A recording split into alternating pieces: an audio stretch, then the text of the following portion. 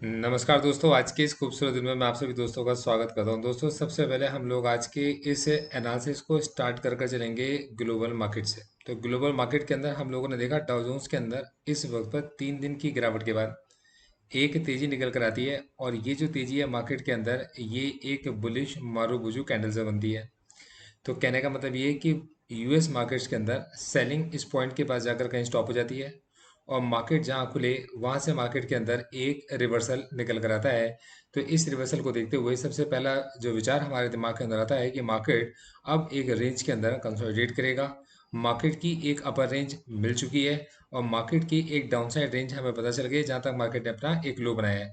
तो सबसे पहले हम लोग ऑल्टर एच से अपने इस लो को मार्क कर देंगे, और हम लोग ये जो इसने एक अपना 52 वीक का हाई बनाया था, इसको भी हम लोग ऑल्टर से मार्क कर देंगे। और ये हमारे पास में एक रेंज है जिसके अंदर पॉसिबल है कि हम सबसे पहले एक ट्रेडर के पॉइंट ऑफ व्यू समझेंगे कि डाउ जोन्स एक शॉर्ट टर्म के अंदर इसके अंदर ट्रेड करेगा। ठीक है, ये सबसे पहले हमारे दिमाग में बात आती है। और इन्हीं चीज़ों को समझते हुए, इन्हीं चीज़ों को देखते हुए, मार्केट के अंदर ऑप्शन प्लेयर्स मार्केट के अंदर अपनी पोजीशंस को क्रिएट कर चलते हुए हैं। ये कॉन्सेप्ट आपको समझ में आ गया होगा।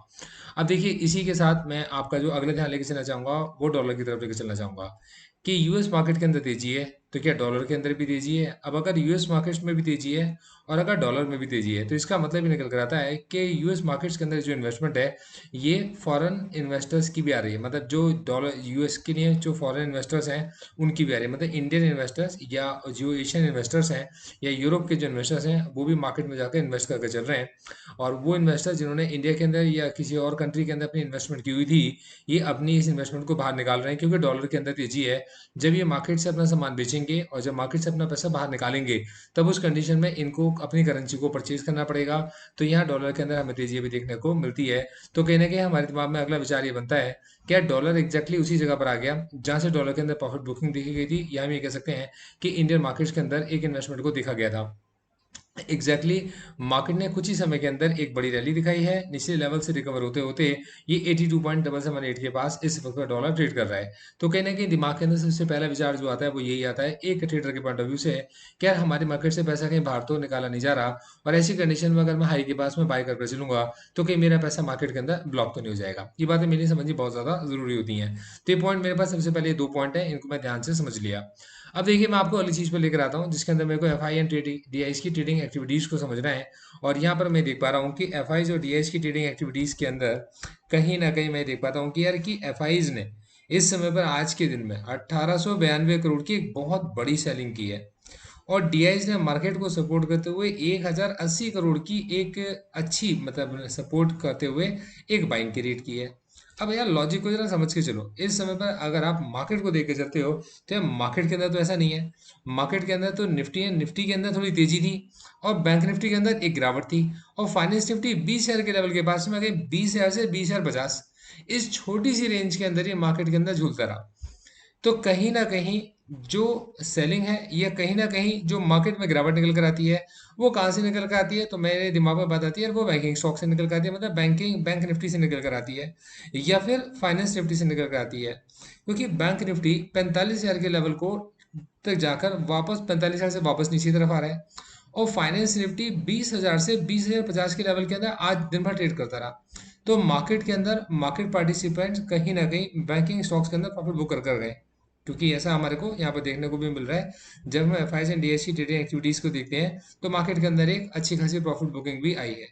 जबकि निफ्टी ने हमारे को तेजी दिखाई है, और निफ्टी 19,650 तक पहुंचने की कोशिश कर रहा था, और 19,600 के पास निफ्टी की क्लोजिंग कहीं ना कहीं एक कॉल के अंदर कॉलेटर्स के ऊपर एक दबाव क्रिएट करके चल रही थी, कि जिसमें हमारे को कॉलेटर्स के अंदर एक शॉर्ट कवरिंग देखने को मिल सकती थी। तो कहने का मतलब ये निकल कर आता है कि क्या ये पॉसिबल है कि जो बैंक निफ्टी या फाइनेंस निफ्टी आज परफॉर्म नहीं करेंगे, कल परफॉर्म करेंगे? तो मैं ये कहूंगा कि यार देखो, कल फाइनेंस निफ्टी की वीकली एक्सपायरी है, और बिल्कुल पॉसिबल है कि मतलब कि कल हमारे को किसी एक साइड में कुछ शॉर्ट्स कवर होते हुए देखने को मिल सकते हैं। उसका रीजन ये है कि मार्केट्स के अंदर आज दिन भर मार्केट में सेलिंग चली है, और ऑप्शन राइटर्स सस्ते में भी ऑप्शंस को बेच कर गए। ऑप्शंस बहुत सस्ते थे, मतलब ट्यूसडे आज मंडे के अकॉर्डिंग ऑप्शंस बहुत ही ज्यादा सस्ते थे, और ऑप्शन राइटर्स एक मतलब ना सस्ते पर भी ऑप्शंस को बेच कर गए। तो किसी भी साइड ऑप्शंस अगर का राइटर का स्टॉप लॉस अगर हिट होगा, तो उस जगह पर शॉर्ट कवरिंग आने के चांसेस बिल्कुल बनते हैं। तो क्या ये हमारे लिए आपके लिए कोई बाय सेल की रिकमेंडेशन है? तो देखो, मैं ही आपको बता के चलता हूँ कि भाई देखो, यहाँ पर आप लर्निंग के लिए आए हो। ये वीडियो जो मैं क्रिएट करके चल रहा हूँ, मैं मेरे क्लाइंट्स के एजुकेशन और लर्निंग के लिए क्रिएट करके चल रहा हूँ, और सेम टाइम पर आपके एजुकेशन और लर्निंग के लिए सेम वीडियो सेम डेटा मैं आपके साथ में पब्लिक में भी शेयर करके चल रहा हूँ। सारे डिस्क्लोजर्स, पब्लिक डिस्क्लेमर्स के मेरी वेबसाइट पर जाएंगे तो जाकर अवेलेबल है, आप जरूर पढ़िएगा। और ये कुछ स्टैंडर्ड डिस्क्लोजर्स हैं। Investment in securities market are subject to market is, read all the related documents carefully before investing, and securities quoted are here for illustration only and are not recommendatory.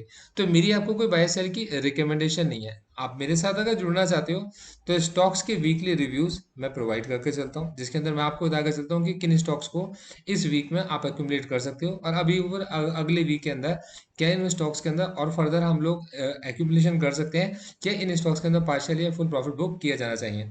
इसके अलावा मैं आपको Nifty की position strategies market hours में market के अंदर से आगे चलता हूँ, तो इसके लिए भी आप मुझे ज्वाइन करना चाहें तो आप मेरे को कर सकते हैं। और ट्रेंड को समझने के लिए यहाँ पर आप मेरे साथ में आते हो, मेरी वेबसाइट पर आते हो, और यहाँ पर मैं आपके बस में ये ट्रेंड आपको बिल्कुल समझा कर चलता हूँ, जो मेरा व्यू मैं आपके साथ हमेशा शेयर करके चलता हूँ। तो इस वीडियो को अपने दोस्तों के साथ जरूर शेयर कीजिएगा, और मैं आपके जो वैल्यूएबल कमेंट्स हैं उनको जानना चाहता हूँ, वो जरूर बता कर चलिएगा। Thank you so much, all the best.